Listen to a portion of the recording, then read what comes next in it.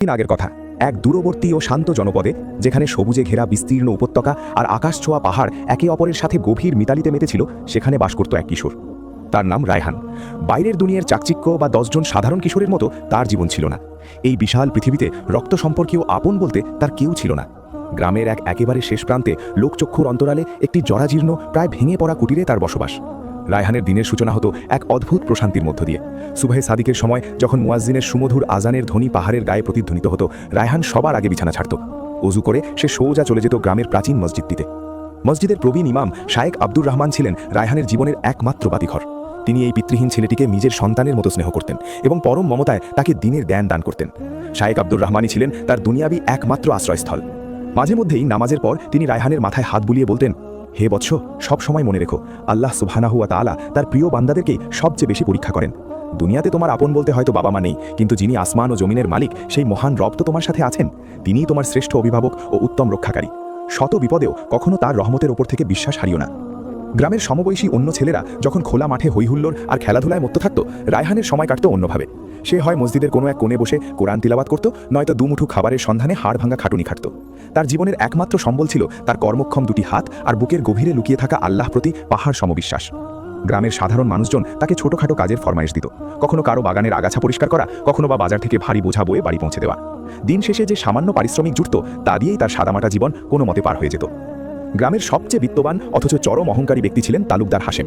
তার সম্পদের কোনো কমতি ছিল না, কিন্তু অন্তরে ছিল না বিন্দু পরিমাণ দয়া। একদিন তালুকদার সাহেব তার বিশাল অট্টালিকার সামনে দিয়ে যাচ্ছিলেন। রায়হান তখন রোদে পুড়ে ঘামে ভিজে তালুকদারের বিশাল বাগানের শুকনো পাতা ও আবর্জনা পরিষ্কার করছিল। রায়হানকে দেখে তালুকদার হাশেম তাচ্ছিল্যের সুরে হেসে উঠলেন। কর্কশ গলায় বললেন, কিরে এতিম, তোর সারাটা জীবন কি এভাবেই অন্যের বাড়ির ময়লা ঘেটে আর আবর্জনা পরিষ্কার করেই কাটবে? তোর নিজের ভাগ্যটাই তো দেখছি এই শুকনো পাতার মতো মূল্যহীন আর আবর্জনার সমতুল্য। কথাগুলো রায়হানের বুকে বিষাক্ত তীরের মতো বিঁধল। অপমানে তার চোখ দুটো পানিতে ছলছল করে উঠল, কিন্তু সে মুখে টু শব্দটিও করল না, কোনো প্রতিবাদ করল না। নীরবে নিজের কাজ শেষ করে সে এক ছুটে চলে গেল মসজিদে শায়েখ আব্দুর রহমানের কাছে। শায়েখ তার অস্ত্রসিক্ত চোখ দেখে সব বুঝতে পারলেন। পরম মমতায় তাকে বুকে জড়িয়ে ধরে বললেন, মন খারাপ করো না বাবা, মানুষের কটু কথায় কখনো কান দিতে নেই। আল্লাহ রাব্বুল আলামিন মানুষের বাইরের পোশাক বা জরাজীর্ণ অবস্থা দেখেন না, তিনি দেখেন বান্দার অন্তর। তুমি শুধু সবর করো এবং নিজের কাজ সততার সাথে করে যাও। মনে রেখো, রাতের অন্ধকার যত বেশি ঘনীভূত হয়, ভোরের স্নিগ্ধ আলো ততটাই কাছাকাছি চলে আসে। সেই রাতে রায়হান তার ভাঙা কুটিরে একাকী জায়নামাজে দাঁড়ালো। তাহাজ্জুদের নামাজ শেষে সে আল্লাহর দরবারে 2 হাত তুলে কান্নায় ভেঙে পড়ল। সে দুনিয়ার কোনো ধন সম্পদ চাইল না, কারো কাছে মাথা উঁচু করে দাঁড়ানোর অহংকারও চাইল না। সে শুধু চাইল ঈমানের দৃঢ়তা আর রবের সন্তুষ্টি। অস্ত্রসিক্ত নয়নে সে ফরিয়াদ করল, হে আমার রব, আমি দুর্বল, আমি অসহায় একজন এতিম। এই বিশাল দুনিয়ায় তুমি ছাড়া আমার আর কোনো আশ্রয় নেই। আমার তাকদিরে তুমি যা ফয়সালা করে রেখেছো, আমি জানি তার মধ্যেই আমার দুনিয়া ও আখিরাতের কল্যাণ নিহিত। হে দয়াময়, আমাকে শুধু এই কঠিন পৃথিবীতে সবর করার শক্তি দাও। রায়হান জানত না, তার জীবনের সবচেয়ে বড় পরীক্ষা এবং কল্পনাতীত এক পুরস্কার তার জন্য খুব কাছেই অপেক্ষা করছে। দেখতে দেখতে বেশ কয়েক বছর কেটে গেল। কিশোর রায়হান এখন আর ছোট নয়, সে এখন এক সুঠাম দেহের টকবগে যুবক। দিন রাত কঠোর পরিশ্রমের ছাপ তার চেহারায় স্পষ্ট, কিন্তু তার 2 চোখে লেপ্টে আছে ঈমানের এক অদ্ভুত মায়াবী দীপ্তি। শায়েখ আব্দুর রহমানের সান্নিধ্যে থেকে সে যেমন ধর্মীয় জ্ঞানে সমৃদ্ধ হয়েছে, তেমনি অর্জন করেছে ইস্পাত কঠিন চারিত্রিক দৃঢ়তা। গ্রামের প্রতিটি মানুষ তার সততা, বিনয় আর মেহনতি স্বভাবের কারণে তাকে ভীষণ ভালোবাসত। কেবল সেই অহংকারী তালুকদার হাশেমের চোখেই সে রয়ে গিয়েছিল সেই নগণ্য এতিম ছেলে। একদিন এক ভিনদেশি বাণিজ্য কাফেলা সেই গ্রামে এসে তাঁবু ফেলল। কাফেলার প্রধান ছিলেন অত্যন্ত অভিজ্ঞ, বিচক্ষণ এবং বয়োজ্যেষ্ঠ এক ব্যবসায়ী, বণিক সোলেমান। তাদের বাণিজ্য বহরে ছিল আরবের উন্নত জাতের তেজি ঘোড়া, রেশম কাপড় আর দুষ্প্রাপ্য সব মূল্যবান মশলা। বণিক সোলেমান সামনে এক দীর্ঘ ও দুর্গম বাণিজ্য যাত্রায় বের হবেন। তার এমন একজন সৎ এবং বিশ্বস্ত যুবকের প্রয়োজন ছিল, যে যাত্রাপথে তার মূল্যবান মালামাল পাহারা দেবে এবং তার সার্বক্ষণিক সঙ্গী হবে। এই লোভনীয় কাজের প্রস্তাব শুনে গ্রামের অনেক যুবকই ভিড় জমালো। এমনকি অহংকারী তালুকদার হাশেমের ছেলেও এই সুযোগ হাতছাড়া করতে চাইল না। কিন্তু বিচক্ষণ বণিক সোলেমানের সন্ধানী চোখ খুঁজছিল অন্য কাউকে। তিনি দূর থেকে একটি দৃশ্য খুব মনোযোগ দিয়ে লক্ষ্য করছিলেন। রোদের মধ্যে এক দুর্বল বৃদ্ধা অনেক দূর থেকে মাথায় করে একটি ভারী পানির কলস নিয়ে আসছিলেন। রায়হান তা দেখতে পেয়ে দৌড়ে গিয়ে বৃদ্ধার মাথা থেকে কলসটি নিজের কাঁধে তুলে নিল এবং বৃদ্ধার বাড়ি পর্যন্ত পৌঁছে দিল। বিনিময়ে বৃদ্ধা তাকে কিছু পয়সা দিতে চাইলে রায়হান হাসি মুখে তা ফিরিয়ে দিয়ে বলল, খালা, আমি তো এটা আল্লাহর সন্তুষ্টির জন্যই করেছি। এই দৃশ্য দেখে বণিক সোলেমান মুগ্ধ হয়ে গেলেন। তিনি সাথে সাথে রায়হানকে ডেকে পাঠালেন। তাকে কাছে বসিয়ে বললেন, হে যুবক, আমি তোমার চোখের ভাষায় এবং তোমার কাজে সততা এবং আমানতদারিতার স্পষ্ট প্রমাণ পেয়েছি। আমি এক দীর্ঘ ও দুর্গম বাণিজ্য যাত্রায় বের হচ্ছি। তুমি কি আমার এই সফরের সঙ্গী হবে? তোমার থাকা খাওয়ার সম্পূর্ণ দায়িত্ব আমার, আর সফর শেষে আমি তোমাকে এমন পারিশ্রমিক দেব যা দিয়ে তুমি জীবনে নিজের পায়ে শক্ত হয়ে দাঁড়াতে পারবে। প্রস্তাবটি রায়হানের জীবনের মোড় ঘুরিয়ে দেওয়ার মতো বিশাল এক সুযোগ ছিল, কিন্তু তার হৃদয় পড়ে রইল শায়েখ আব্দুর রহমানের কাছে। সে বিনীতভাবে বলল, জনাব, এই প্রস্তাব আমার জন্য এক বিশাল সম্মান, কিন্তু আমাকে এই বিষয়ে আমার একমাত্র অভিভাবকের অনুমতি নিতে হবে। রায়হান ছুটে গেল শাইখের কাছে। সব শুনে শাইখ আব্দুর রহমান কিছুক্ষণ চোখ বন্ধ করে গভীর চিন্তায় মগ্ন রইলেন।